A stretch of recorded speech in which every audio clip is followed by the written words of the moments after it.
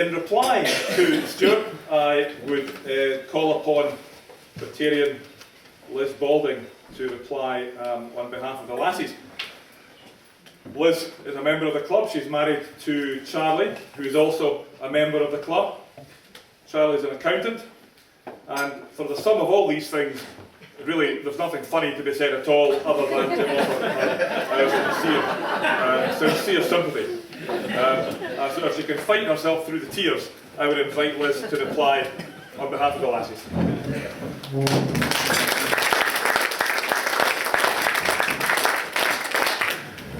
Well, I have written down here, ladies and gentlemen, an honoured guest, to thank Stuart for his eloquent and thoughtful toast, because he set the tone. So, I also understand, I have to explain, you can probably tell from my accent that I am not Scottish. In fact, I am so not Scottish that when, several years ago, I rang Scott Clans to get a piece of tartan for a burn supper here, the chap said, I said, well, I'm not Scottish at all. And he said, oh, don't worry, he said, you're bound to be affiliated to a clan of some sort. So he said, what is your name? So when I told him my surname was Balding, I'm not, but he is. In fact, when we were getting married, a notice went up at work to say that Liz Woods will shortly be balding. And I used to call him Balding, and one of my friends said, you know, that's very unkind. He can't help losing his hair. And I said, no, his surname is Balding. And she said, oh my God, couldn't find anybody else to say. Anyway, so having explained to Scott Clans that that's my surname, there was a long pause, and then he said, what colour outfit are you going to be wearing? So this is it, and this is what I always come out.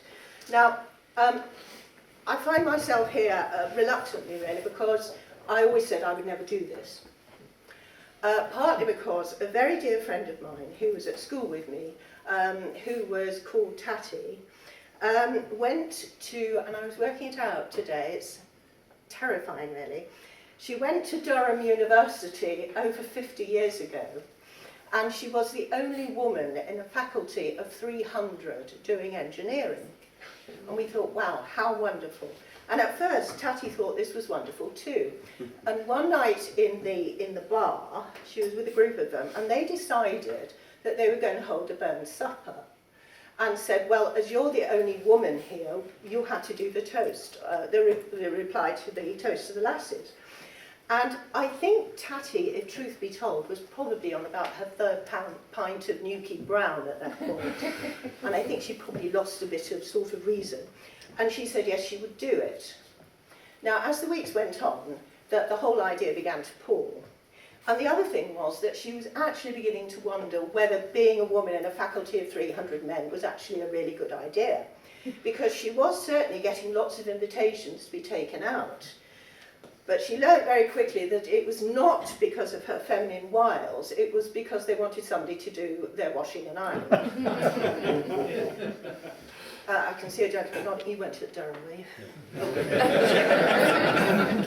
Anyway, come the night of the burn supper, Tatty was always very nervous in public, and she'd been drinking quite a lot. And actually, I've refrained. As soon as I finish, I'll catch up with myself. But she had been drinking quite a lot, and then when she stood up to give the reply, she suddenly felt a bit dizzy and reached for what she thought was a glass of water. Well, about this much, I think. But in fact, it was vodka. Somebody had slid it there. So she knocked it straight back, and then stood up and said, gentlemen, it gives me great pleasure, and promptly passed out over the table. Rumour has it that it was the best ever response to the Lassies. But in fact, Tatty has no recollection, really. Subsequently, afterwards, she gave up engineering and took chartered accounting. So, anyway, having said to one of my colleagues a couple of weeks ago here that would I do it, and I said absolutely not. The plea went out last week that they really, really needed somebody to do it. Now, John Kilby, who is one of the organisers, I'm reliably informed that if things had really been bad, that you were planning to get dressed up in drag. Is that right, John? And you were going to come here. Yeah. Now, the thing is, I don't know if you'd actually thought this through, John, because presumably you were going to wear a dress. Yes. Were you prepared to wax your legs? No. No? No, I was going to wear a pig tie. Okay. So I was going to say that was the bad news, but the good news was, John, that here we are towards the end of January, so I think you could have actually passed on the bikini line. Now, in the end I decided, I felt sorry for John, and then I thought, well, you know, you did survive a very precarious burn supper here 3 or 4 years ago. And actually, I'm sorry that Hugh, you weren't a member here, because Hugh is our health and safety, because he would have put a stop to this as soon as he saw what was going to unfold. Rod Jones, and Rod is Welsh, and I should have known better, actually, Rod, to think that a Welshman was going to be a Burns exponent. Because the night of the Burns supper, Rod said, we need somebody to be Poosie Nancy. And I went, what? Oh, don't worry, he said, this is the serving wench that used to come in at Burns supper, because obviously it was a stag do, and she would carry in the haggis. So I thought, okay, I can do that. So I'm standing just behind those doors, the piper's sort of getting ready to go, and Eve said to me, you obviously realise I'm a bit vertically challenged, said, Liz, and excuse me if I go into the vernacular, hold it above your head. So I thought, okay, I think I can manage that. But actually, I said to her tonight, how heavy is that haggis? And she said it's 3 kilograms. Well, I'm an unconvertible, but I think it's somewhere about 6 or 7 pounds. But anyway, on the salver as well, it's pretty heavy. So I thought, well, I can probably manage to get from that door to the table without dropping it. But then we had a very long top table that evening. And Ranald, as I recall, you were sitting at the corner here, or in fact, you were standing at that point.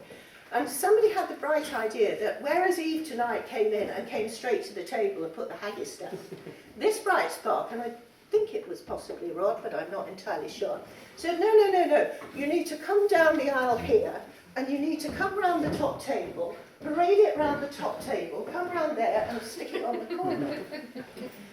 So Charlie, my husband, was at the corner there. Ranald is a very high-ranking army officer, and I'm sure in his time he has faced some perils. But I don't actually think he realised that as I came round the table here, the salver was leaning precariously, and he nearly got brained by a steaming hot haggis. You've no idea, have you, Ranald, how close you came? Still getting over it, Liz. No. And in fact, when Eve started tonight, I thought, if she's going to do that, I'm under the table. So I'm somewhat disappointed that she didn't do it. So whether you'd had a word, Hugh, and said, don't even think about it, I don't know. Now, the other thing was that I'm actually a journalist, so I like to get my facts right. And when I was telling you this story about being Poosie Nancy, I thought I would look up to see exactly who Poosie Nancy was. And I wasn't quite sure how to spell Poosie, so I thought I'd go for the English version, which would be, you know, as in cat, or galore, or willow. And actually, lady, it's not a good idea if you start Googling pussy. There were some very strange things came. I didn't even click on any of them. I just came straight out again. I thought, well, no, that can't be right. So eventually, I worked out that it must be P-O-O-S-I-E. So yesterday, I Googled that and to see what happened. And again, all these awful things came up with lots and lots of asterisks in. So I thought, oh my goodness. So Rod, Poosie Nancy, in fact, it says here, and this is being taken from the Burns Encyclopedia, so I presume it is correct, says that Poosie Nancy was the wife of George Gibson and the owner of a Morcline Tavern, much frequented by beggars and gangrel bodies. It was this inn in the Cowgate which Burns visited, and where the revels which inspired the Jolly Beggars took place. Agnes Wilson was employed as a servant by them. They had a son, Jock, and a half-witted daughter known as Racer Jess, because of her speed in running errands. Pussy Nancy is still an inn, it says, not a person. And then, Robert, I discover on the Telegraph lifestyle bit of Google that Pussy Nancy is in Moorcline in Scotland, is a tavern, and possibly a former brothel, which was once famously patronised by Robert Burns. So, Rod, you know, serving wench be blowed, what you had actually asked me to do was become a pseudo-madam of a knocking shop. On which note, lassies, could I ask you to be upstanding for the toast? And in the immortal words of Robbie Burns, which really struck home to me, can we remember that a woman makes an average man great and a great man average? The toast is the laddies. The laddies.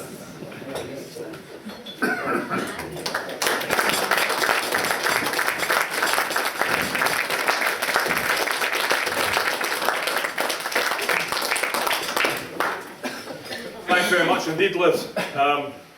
I hope I'm not going to be the only one who's losing sleep tonight thinking about Kilby's bikini line.